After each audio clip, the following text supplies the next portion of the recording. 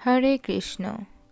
শীতকালের এই কনকনে ঠান্ডায় যদি থাকে সর্ষে কাঁচা লঙ্কা নুন দিয়ে মুলো ভাপা, এক থালা ভাত তো আরও চাই। রেসিপিটি এতটাই সুস্বাদুকর যে একবার তৈরি করে খেলে আরেকবার তৈরি করতে মন চাইবেই। অনেকে ভাবতে পারেন সর্ষে দিয়ে কোনো রেসিপি রান্না করলে সেটি তেতো হয়। তো আজকের ভিডিওটিতে আমি শেয়ার করব কিভাবে সর্ষে দিয়ে কোনো রেসিপি রান্না করলে সেটি তেতো হবে না।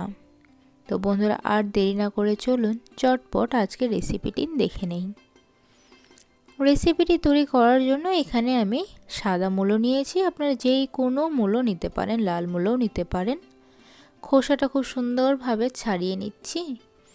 ছাড়িয়ে নেওয়ার পর ঝুরি ঝুরি করে আমি যেমন করে আলু কাটে ঠিক তেমন করে ঝুরি ঝুরি করে কেটে নিচ্ছি।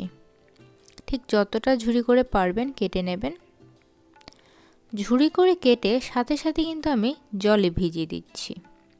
সমস্ত মূলোগুলোকে কেটে নেওয়ার পর 2 থেকে 3 বার খুব ভালো করে ধুয়ে নিয়েছিলাম। এবার একটা বলে মূলোর মধ্যে সামান্য নুন দিয়ে মূলোগুলোকে মাখিয়ে কিছুক্ষণ রেখে দেব। এতে মূলোগুলো বেশ মোলায়েম হবে এবং মূলের মধ্যে যে এক্সট্রা জলটা সেটাও বেরিয়ে আসবে।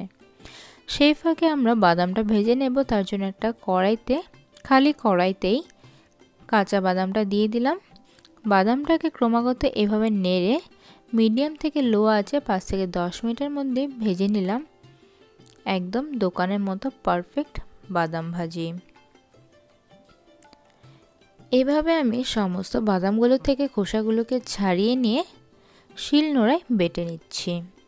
খুব একটা মিহি করে বাটবো না, আধ ভাঙা বেটে নিচ্ছি। তোমরা চাইলে এখানে ব্লেন্ডারও করে নিতে পারো আধ ভাঙা। এবার যে বলে আমরা মূলোটাকে মাখিয়ে রেখেছিলাম সেখানে দেখো ঠিক কতটা জল উঠেছে। জলটাকে আমরা হাতে মূলোটাকে এভাবে মুট করে এক্সট্রা বাকি জলটাও ফেলে অন্য একটা বলে মূলোটাকে নিয়ে নিচ্ছি। মূলোটা বেশ অনেকটা মোলায়েম হয়ে গেছে। এবার এতে দিয়ে দিচ্ছি বেসন এবং বাদামটি। তাতে থাকছে আদা পেস্ট, কাঁচা লঙ্কা পেস্ট, থাকছে স্বাদ অনুসারে নুন এবং হলুদ গুঁড়ো। এবার সমস্ত উপকরণগুলিকে আমি হাতের সাহায্যে মাখিয়ে নেব। মাখিয়ে পকোড়ার খুব সুন্দর একটা ব্যাটার বা ডো যাই বলো তৈরি করে ফেললাম। এবার এই পকোড়ার একটা শেপ তৈরি করে নিচ্ছি, একটু লম্বা করে, লম্বা চ্যাপ্টা করে শেপটা তৈরি করে গরম তেলের মধ্যে ছেড়ে দিলাম।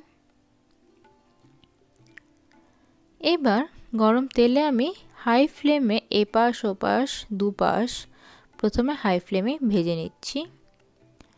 তারপর মিডিয়াম ফ্লেমে আমি আরও 1 থেকে 2 মিনিট ভেজে লো ফ্লেমে 1 মিনিটের মতো ভেজে তৈরি করে নিলাম মূলোর এই পকোড়াগুলি। এবার আমরা গ্রেভিটা তৈরি করার জন্য একটা শিলনোড়াতে নিয়ে নিলাম সরিষে, কাঁচা লঙ্কা এবং নুন। সরিষা দিয়ে কোনো রেসিপি করলে অনেক সময় তেতো হয় শুনেছি, কিন্তু সরিষাটা পেস্ট বা বাটার সময় যদি সাথে কাঁচা লঙ্কা এবং নুন নিয়ে বাটেন তাহলে সর্ষে বাটাটা তেতো হয় না। খুব মিহি করে আমি সর্ষেটা বেটে নিলাম। এবার একটা কড়াইতে সামান্য সর্ষের তেল গরম করে তাতে দিয়ে দিচ্ছি আদা পেস্ট, কাঁচা লঙ্কা পেস্ট,